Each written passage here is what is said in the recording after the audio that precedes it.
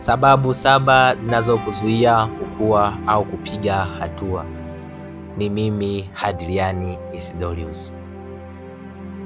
Mara nyingi tunafanya biashara, tunaweka mipango, lakini maendeleo yanabaki hafifu. Tunapambana, lakini tunasogea polepole.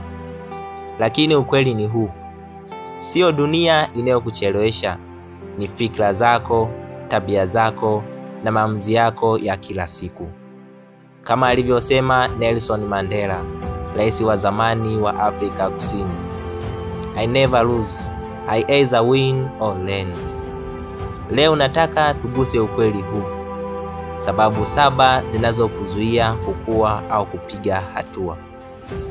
Sababu ya kwanza: hofu ya kushindwa.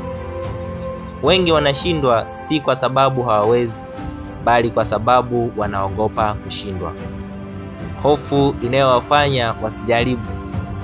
Lakini Michael Jordan, mchezaji mashuhuri wa mpira wa kikapu duniani, National Basketball Association, alisema, I have failed over and over again in my life, and that is why I succeed.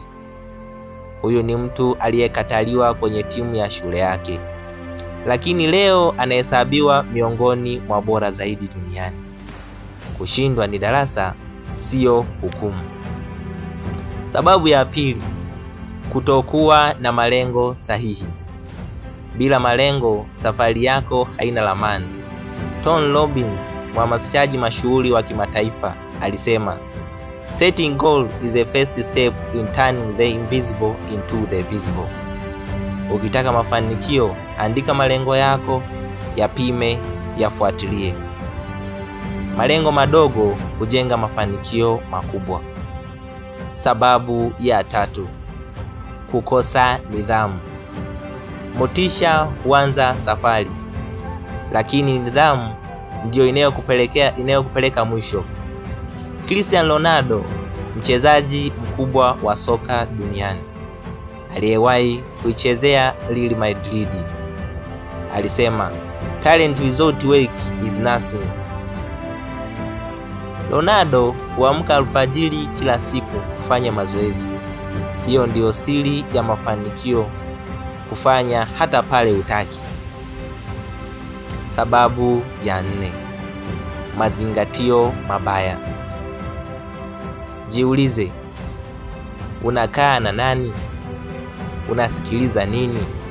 Jim Rohn, mjasiriamali na mwalimu wa maendeleo binafsi, alisema, you are the average of the 5 people you spend the most time with.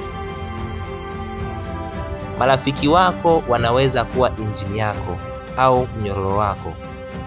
Chagua mazingira yanayokutia nguvu. Sababu ya 5: kuto kujifunza. Albert Einstein, mwanasayansi mashuhuri duniani, alisema, once you stop learning, you start trying. Dunia inabadilika kila siku. Kama hujifunzi, unarudi nyuma. Jifunze kupitia vitabu, video au uzoefu wa watu. Elimu ni silaha ya ukuaji. Sababu ya 6: kukosa ujasiri. Eleanor Roosevelt, mama wa taifa la Marekani, alisema, do one thing every day that scares you. Ujasiri sio kukosa hofu, ni kuendelea mbele licha ya hofu. Kila siku fanya kitu kimoja kinachokutisha.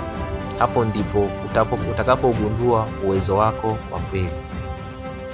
Sababu ya 7: kukosa juhudi za kudumu. Confucius, mwanafalsafa wa Kichina, alisema, it does not matter how slow you go, as long as you do not stop. Wengi tunaanza vizuri, tunakata tamaa haraka. Mafanikio ni matokeo ya uvumilivu wa kila siku.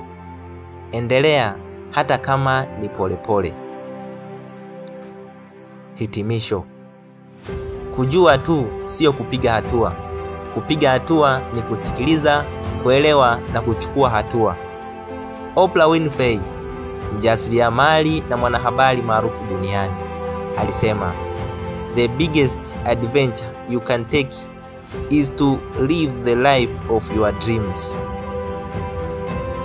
Kwa hiyo, amua leo, fanya hatua ndogo lakini ifanye leo. Imani yako na juhudi zako ndio zitakazobadili